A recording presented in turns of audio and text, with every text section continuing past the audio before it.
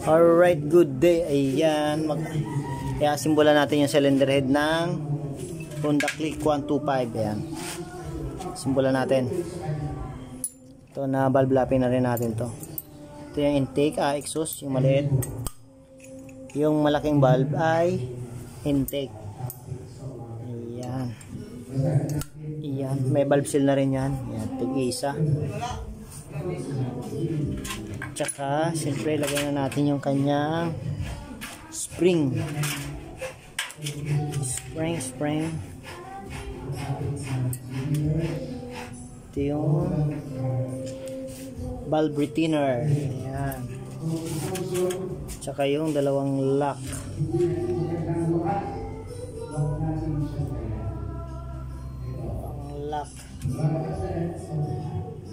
Alright, ayan, nalagay na natin. Ito naman tayo sa intake valve. Ayan, parehas lang ito ng kanina.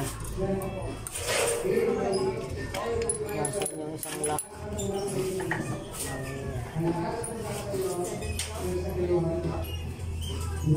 Dali lang ito ikabit.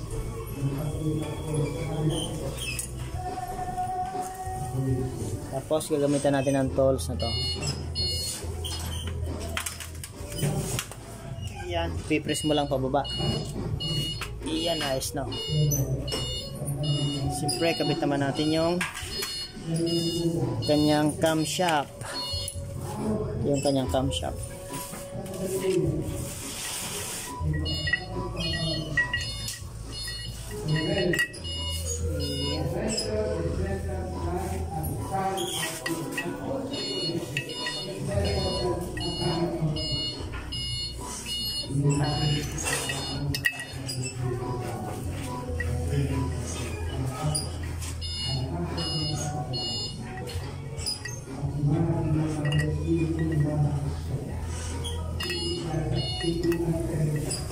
Kabit mo na. Alright, ayan, nakabit na natin yung kanyang camshaft. Ayan.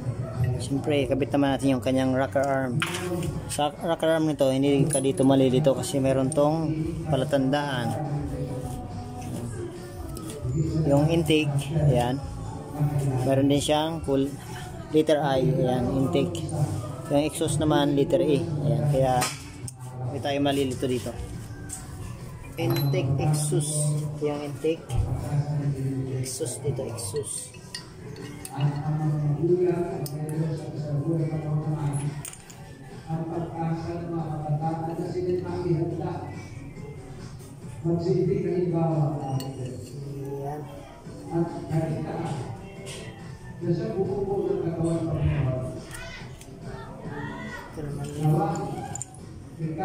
Kanyang intake.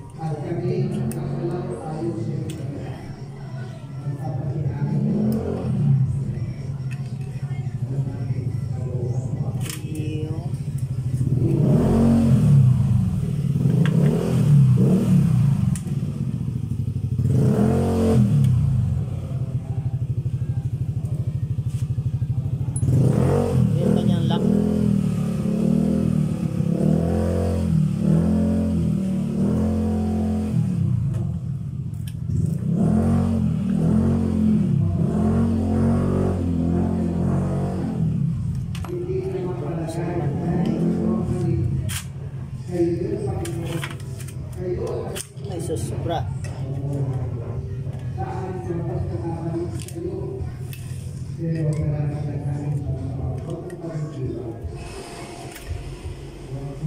Sobrang balawon.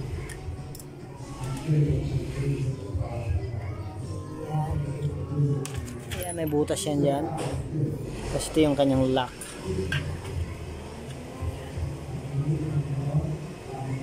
Ayan, pag nalagay na natin to, huwag natin kalimutan yung kanyang lock naman sa camshaft. Kanyang bolt. Ito. Kinakabit yan.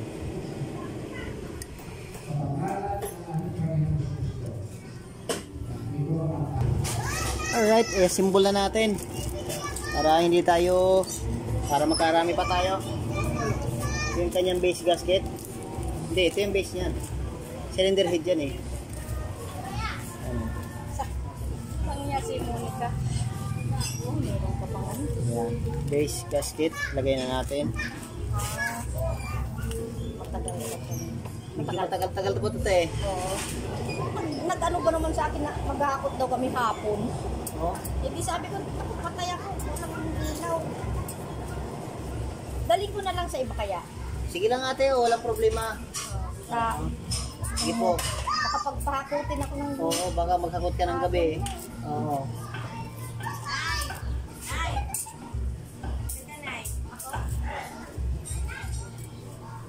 Yan. Kabitan natin yung kanyang base. Kabitan na natin yung kanyang cylinder block. Nalagay na lang natin yung piston para may tayo mahirapan maglagay ng piston.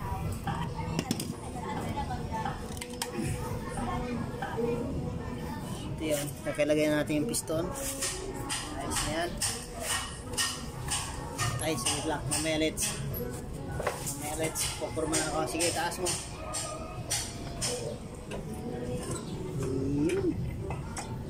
Taas pang konti. Okay, sige lang. Sige lang. Sige lang. Nagalaw.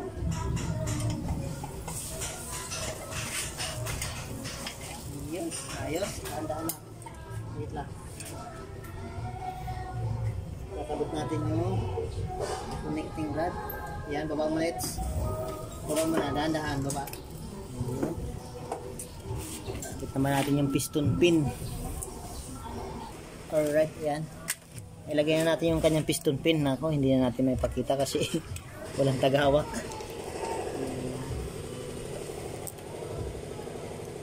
Okay na yan. Ito lang yung kakabit natin. Ito yung cylinder head.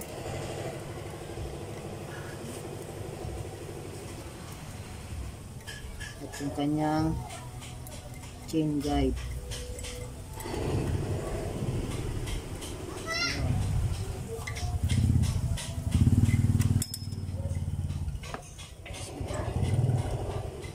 Okay. Yun. Malapat. Okay. Tawat na pupukya. Yun. Okay. Ayan. Huwag mo yung block. Tataas lang natin yung piston. Lalagay natin sa top dead center. Yan. Top dead center na yan. Siyempre kailangan nakatiming yan sa magneto. Yan yung guide nyan. Ito yung guide ng sa chassis. Sa magneto naman, ayan, may guhit yan eh. Yung guhit na yan, yun o. Yan. Kung nakatiming ng magneto na yan, dito yan, naka-top dead center na yan. Ayan.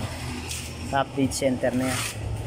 Kabit na natin yung kanyang cylinder head. Natin yung kanyang head gasket. Cylinder head. Cylinder head gasket. Parang nga pa ng grasa. Alright, good day. Yan. Yung ginawa natin na Honda Click 125. Ayan, start na natin.